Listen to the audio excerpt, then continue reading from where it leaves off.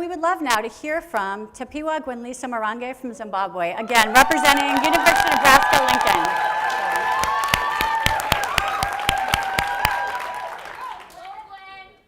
Thank you. White privilege. I'm sure some of you have heard about this term.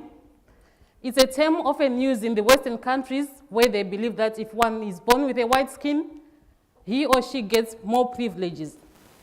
But the same is the opposite in Africa. I am an African. I'm from Zimbabwe, and yes, I'm white. I remember my first day at school. No one wanted to sit next to me. No one wanted to shake my hand. No one wanted to talk to me. As a child, I was hurt and confused. How would you feel if you were a child like me? Why do we fear to leave our houses? And why do we fear to go into the streets? People laugh at us.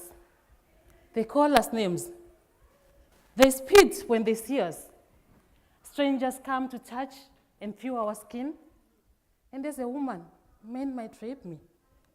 Why? Simply because of albinism? Simply because of the color of my skin? Am I not beautiful?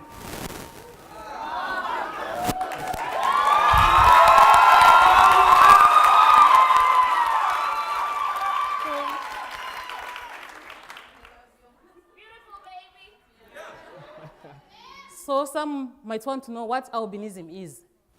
Albinism is a genetic condition where one is born without skin pigment. As a result, one has fair hair, fair skin, and often eyesight problems. Where I come from, they say I'm white. And in a white community, they say we are more white than the normal white. And I ask, what is color? So in Zimbabwe, we are about 39,000 people with albinism. And across Africa, we face various challenges. The challenges are there are a lot of discrimination, a lot of stigma towards people with albinism. Relatives hide or shy because they have relatives or children with albinism. No one wants to employ us. And as a result, we cannot afford medical costs. We cannot afford to buy sunscreen lotions or protective clothing. And if my skin is overexposed to the sun, it easily gets cancer.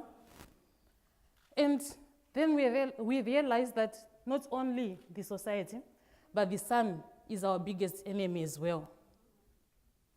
So there are traditional leaders who lie to HIV-positive men that if they have a sexual relationship with an albino woman, HIV/AIDS is cured. And we say we are not ARVs. We don't cure AIDS, we don't cure HIV. But the situation is even worse in some countries like Tanzania, Malawi, Zambia, Mozambique, where albinos are being killed just because they look different. They are being killed because of the color of their skin. And I ask, who has the right to do all those cruel things? So it is against this background that I have dedicated my life to save the albinism community, not only in Zimbabwe, but across Africa.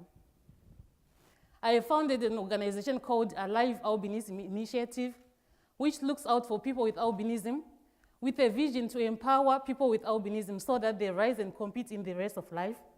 And our main mission is to transform the mindset of our society because we've seen that this stigma, discrimination, is only because maybe they're ignorant or maybe because they don't know. So as an organization, we are there to educate them, change their mindsets towards albino people. And at this time, we want to empower people with albinism so that they become ambassadors against intolerance.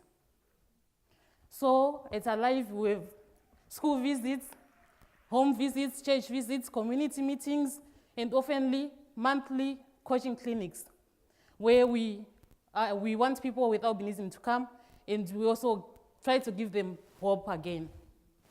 So I would like to challenge you, Africa, today. I would like you to stop abusing people with albinism, to love people with albinism in your communities, wherever you are, to stop the killings of people with albinism. So I was fortunate enough to have, at UNL, I was with 24 wonderful fellows. Each of them have taken a pledge of what they would want to do in their communities, a pledge of how they want to empower and educate people with albinism. So you can also do the same. So it's simple. You can empower one, you can love one, you can employ one person with albinism in your community. So together, I believe we're all citizens of the world. We can end discrimination of persons with albinism. Together, we can stop discrimination of persons with albinism. Thank you.